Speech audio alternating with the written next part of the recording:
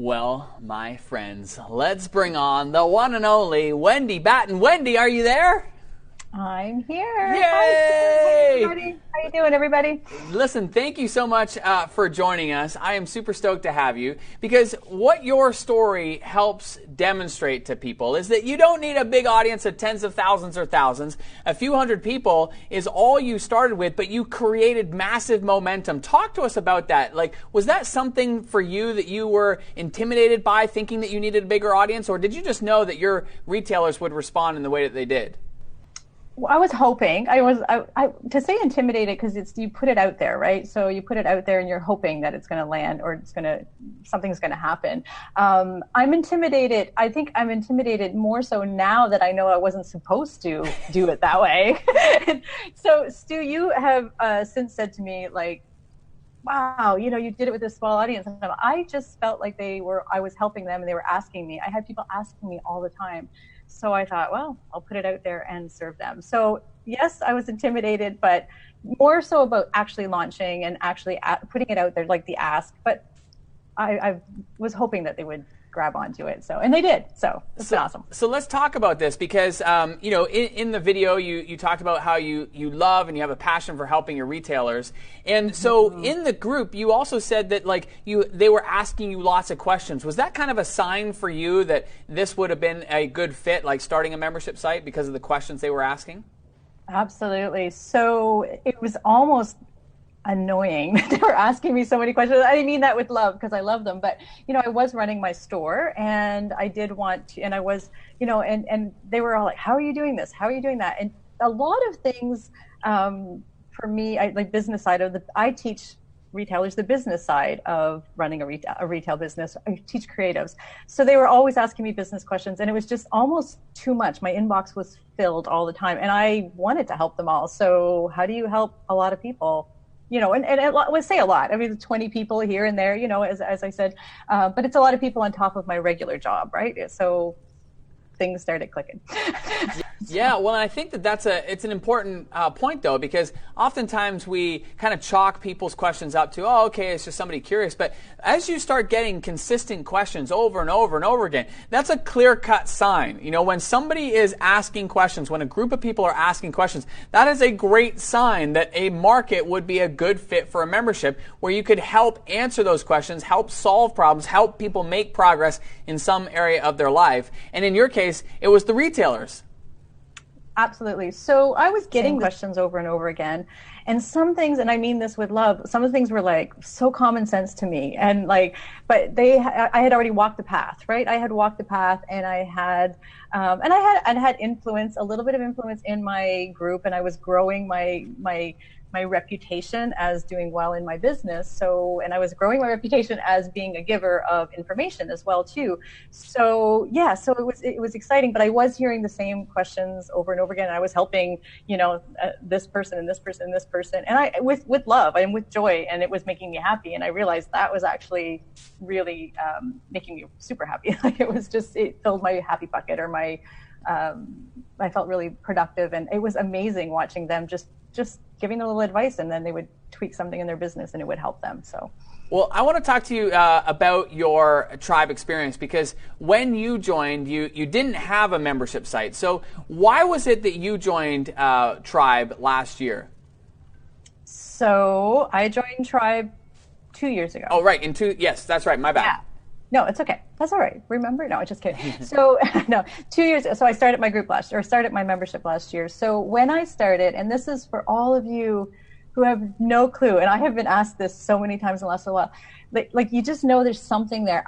Now it seems obvious what I should do. I should have gone and worked with paint retailers, but at the time it seemed crazy. You even think it's crazy that I work with paint retailers, but it didn't seem like a thing. What I wanted to do didn't seem like a thing. There was not a coaching retailer, for what I was doing. But I had a feeling that I had all these questions coming in, and I had people asking me questions, and I felt like I had something to give, but I knew I didn't have a big audience, and I was seeing other people with this recurring revenue as I was seeing it happen. And I was working one-on-one at that point in time. I was taking on clients one-on-one. And honestly, I joined Tribe at 11 o'clock at night. Like, you know, you're shut off. Like, don't be that person, guys. Just don't be that person. If you know, just do it. But I was like 11 o'clock at night, and I was actually talking to Jennifer Allwood, who, and I sent her an email at like 10:30. I'm like, am I crazy? Am I absolutely crazy? I was on the fence right to the last minute. It was a lot of money, I'll be honest with you. At the time, put it on a credit card, and I said, I need to do it, but I have zero regrets of doing it and then I ended up, you know, taking the course in bit by bit. And I hear you say this, and this is for all of you people that you'll take Tribe. When you take Tribe, you'll listen. There's certain parts that are really, really important to you at this stage, at the stage I was in, like no idea what you're going to do. And you're just going to try to and then it's the Tribers around you that are so inspiring. It's like they were all telling their, so things just started to come together. Last year when I took Tribe again, more pieces came into place, So I really did not have a clue what I wanted to do, and all the pieces started to come together as I grew, and as I learned, and as I took information from Tribe. So yeah. And it's awesome. And so you launched your membership site to a tiny audience of roughly 460 people. Am I right on that? You are right. Yes. Yeah. Which now I know is, you know. Well, listen. I'm the poster child now of if Wendy can do it.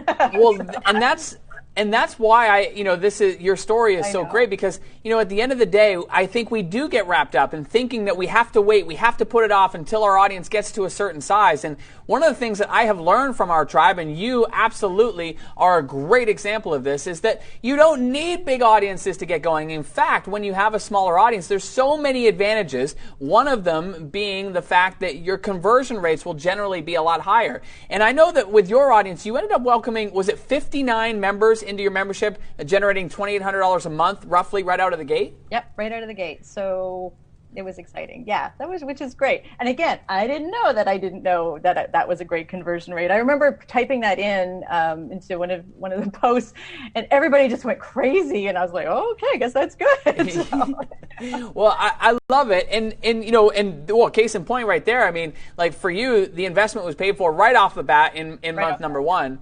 But you have since continued to grow that through the course of this year. And that's what I really want to point everybody's attention to, is that the beginning is the beginning. You know, with membership sites, it's a snowball. It starts off small, and then it continues to grow. And for you now, you've continued to grow it all year long. Talk to us about that experience of, launching initially and gaining that momentum and then carrying that through all year long. So the benefits, and something that I didn't even know about or think about, and certainly didn't think it's possible. And I'll be honest with I am not a professional membership person. I'm like doing it as I learn. I've been learning from Tribe and learning from Stu and learning from people all over. Anna's coming up. I know I learned from her, and just like different, Jamie Swanson, everybody's so helpful in this group. It's just crazy. So I would learn a little bit and launched another to launch. So I have grown in 12 months. So 13 months now. We're 13 months in. We're at 100 people. So, it's a beautiful sized group for me. But the benefits and some things that I had no idea that would happen is they wanted more. They wanted to go a little bit deeper with me. They wanted to go. So we have a mastermind group now. We've had live events, live retreats. I mean, these people are amazing. So 20 of my members came to Orlando with me, and we had a fantastic, CEO retreat, just members. And so these other experiences have also helped us bond as a group, first of all, and grow. And now everybody wants to be in our group too. So they all want to be part of, so it's just growing, and the benefits and watching them all succeed in business. And I don't know, it's just, it's awesome. Well, it's so awesome. It really is awesome. And this is one of the interesting parts of your story too, is that your members began asking for a more intimate, higher level. Even though it was a smaller group, they wanted even more access and a higher level. And I remember when you posted to Inside the Tribe group, you were like, what should I do? How should I handle this? And you've since, as you mentioned, rolled out the mastermind. So talk to us about how that kind of evolved, because that was coming from your members. They were asking for it, am I right?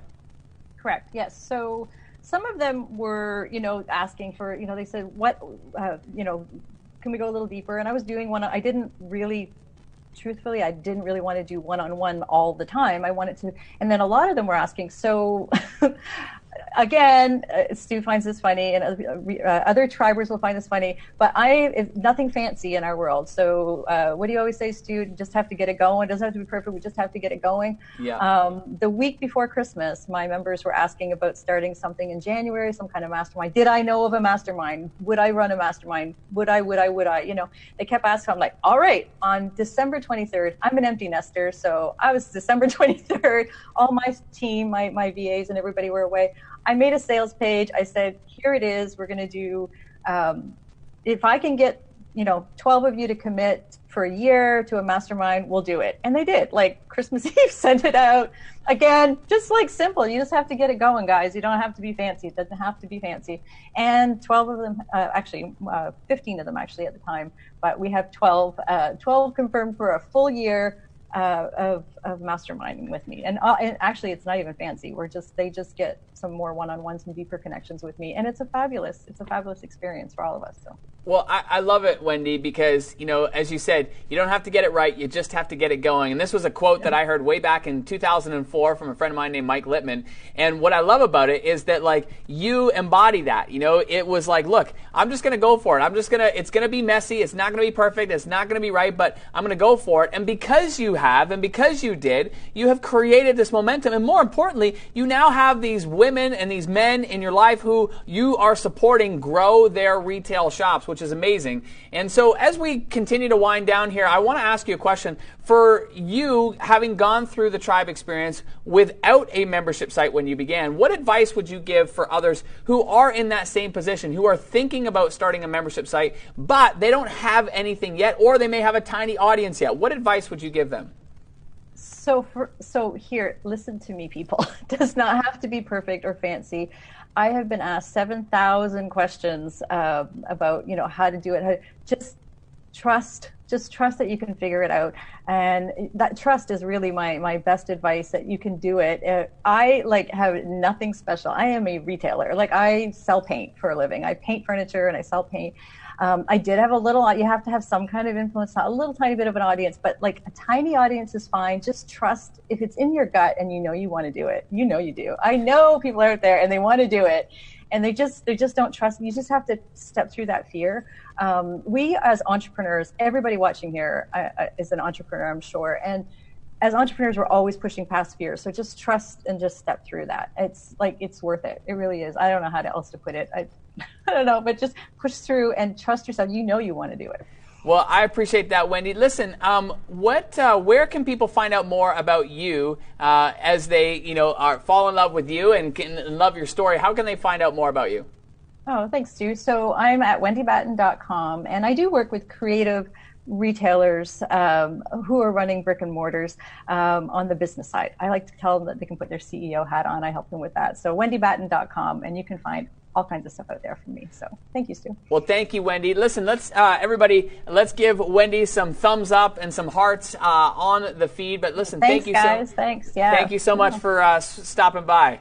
My pleasure, and thanks. And hope to see everybody on the inside in Tribe. It's a great community. The community is amazing. So see you there. All right, sweet. Thanks, Wendy.